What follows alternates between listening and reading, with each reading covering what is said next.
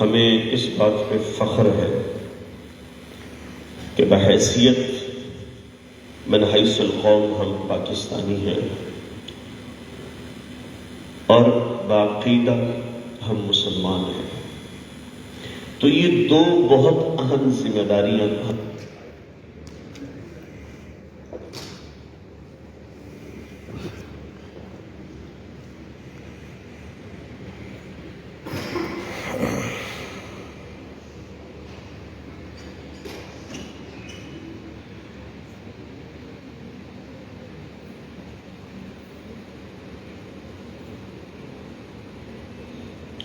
تو یہ دو بڑی اہم ذمہ داریاں ہیں جو ہم پہ لاگو ہوتی ہیں.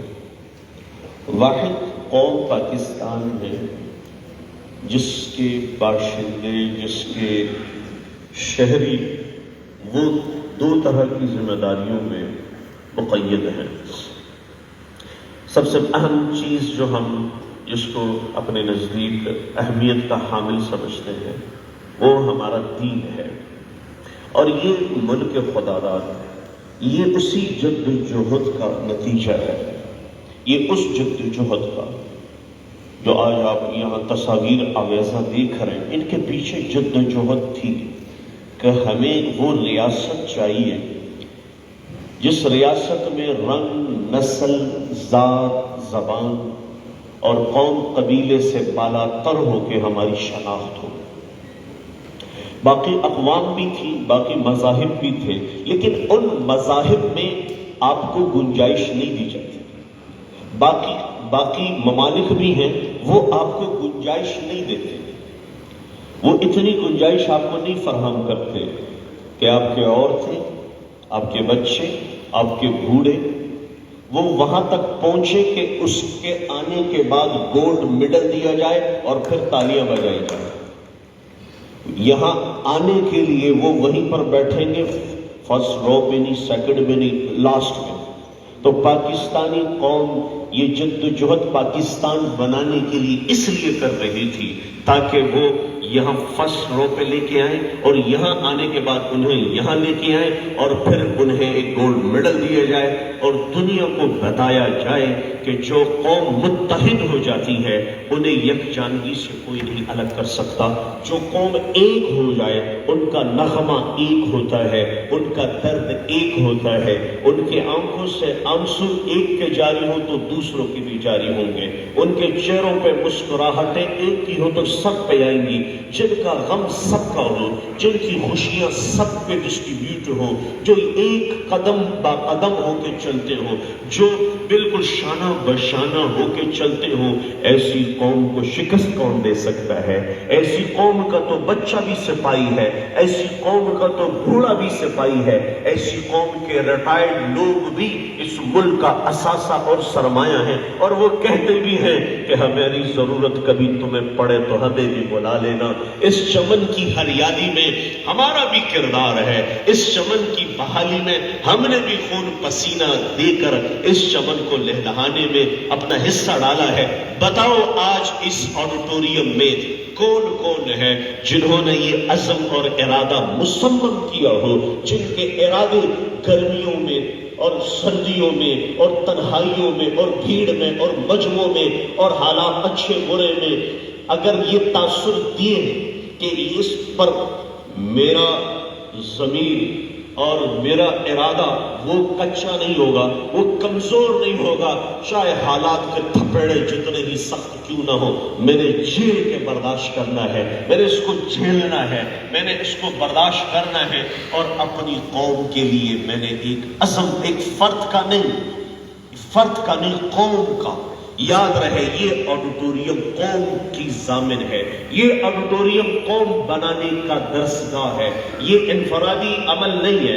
تو آج میری آخری گفتگو کا میں اختتام اس سے کرنا چاہوں گا کہ آیا ہم میں سے آج کن کن دوستوں نے یہ عزم کیا ہو کہ اس چمن کو اسی طرح سرسبز و شاداب خزاں کے تپیڑوں سے بچانے کے لیے اور ہمیشہ اس میں بہار رہے، کون کون اپنے ارادے کے ساتھ مصمم کھڑا ہے؟ ہاتھ کھڑا کر دے، صرف ہاتھ کھڑا کر دے. یہ آپ کا ہاتھ کا کھڑا ہونا یہ اس بات کی نوید ہے کہ انشاءاللہ یہ ناامیدی کا سورج اب غروب ہونے والا ہے اور خوشیوں کا، کامیابیوں کا، ترقی کا سفر اس گولڈ میڈل کی طرح 2023 کا اختتام جس گولڈ میڈل سے ہو رہا ہو. لوگ ابتدا کرتے ہیں، ہم انتہا کر رہے ہیں. کیوں کہ ہم اگلے سال کو بھی اسی طرح شروع کریں گے کہ کوئی انتہا بھول نہ جائے. جو اپنی انتہا بھولتے ہیں وہ اپنے اقدار بھول جاتے ہیں، جو اپنی ابتدا بھولتے ہیں وہ اپنا اختتام بھول جاتے ہیں. آپ کو یہ آج کی نشست، یہ آج کا ایوارڈ، یہ سرمنی جس کی میں مبارکباد کا مستحق سمجھتا ہوں ذیشان اقبال اوان صاحب، ان کو میں یہ کریڈٹ دیتا ہوں. اور پھر ان کے بعد اگر ان کا ذکر نہ ہو، ان کو یاد نہ کرے، ان کو اپریشیٹ نہ کرے، اندر ہی کڑن لے کے میں کہتا ہوں عدنان بھائی آپ کا یہ جو جذبہ ہے نا، یہ اگر ڈسٹریبیوٹ کر دے نا تو ایک ڈسٹرکٹ تو اس سے بالکل وافر تعداد میں وہ سیراب ہو سکتا ہے. تو اتنا عزم، یہ ڈسٹرکٹ میں نے اس لیے کہا ہے کہ ہمارے لوگوں میں نا وسعت کی گنجائش نہیں ہے، ورنہ میں کراچی سے لے کے پنجاب تک کا لے لینا، گنجائش نہیں ہے، کیپیسٹی اتنی، اگلے کو نہیں برداشت کرتے، فرنٹ والا بیک کو نہیں کرتا، بیک والا فرنٹ کو نہیں. تو میری گزارش ہے، دیکھو میرے سامنے افضال بھائی بیٹھے ہیں، میرے لیے انتہائی قابل احترام ہے. مختلف ایونٹس میں ہماری ملاقات ہوتی ہے اور میں پھر بالخصوص آصف شیخا کو نہیں بھولوں گا جو اس کا ایویڈنس ہے، آئی وٹنس ہے. تو ہم غلط بات کہہ نہیں سکتے. تو میں گزارش کروں گا کہ تھوڑی سی وسعت بڑھائیں ایک دوسرے کو. دیکھیں ملک تو ہم نے حاصل کیا، گولڈ میڈل بھی حاصل ہوگا، بہت ساری چیزیں مل جائیں گی، پر اگر اپنائیت کا جذبہ نہیں ہے، اگر برداشت کی وسعت نہیں ہے، اگر سہنے کی نہیں ہے اور دل اگر تنگ ہے تو پھر سارا جہان بھی ملے تو میرے لیے تو پھر وہ پنجرے کی مانند پرندہ ہے جو وہ ہے نا کہ گائے شاخ واد ہے فردا لے کر، اب انہیں ڈھونڈ چرا گئے رخ زیبا لے کر.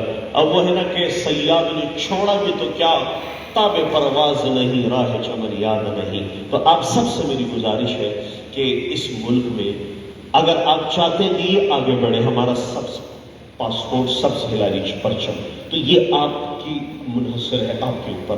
تو میں اس پورے مجمع کا تہ دل سے مشکور ممنون ہوں، استغفاری کا تہ دل سے. اور پھر میں نے وہ بات کی تھی عدنان بھائی کے لیے، تو عدنان بھائی آپ کا میں بما آپ کی پوری ٹیم، آپ کے سارے ورکرز، آپ کے ساتھ پارٹیسپیٹ کرنے والے اور آپ کے ساتھ جو مزید آرگنائزر ہیں، جو آپ کے اسپانسرز جو آپ کو ہیں، سب کے لیے تو دل تو چاہتا ہے کہ بات طویل ہوتی چونکہ پروگرام تھوڑا سا لیٹ ہوا ہے، زیادہ نہیں. اور میں خصوصاً یہ جو ابھی یہ اس کو تو میں اپنے ساتھ کھڑے کر دوں گا، لیکن میں چھوڑ اس لیے اسٹیج رہا ہوں کیونکہ افضال بھائی کی فلائٹ ہے، تو میں ان کی خاطر کرتے ہوئے اب آپ سے اجازت چاہتا ہوں. انشاءاللہ زندگی رہی، یار زندہ، صحبت باقی، وہ ہے نا احباب جمع ہے، میر حال دل کہہ دے، پھر التفات دل دوستہ رہے نہ رہے. السلام علیکم ورحمۃ اللہ.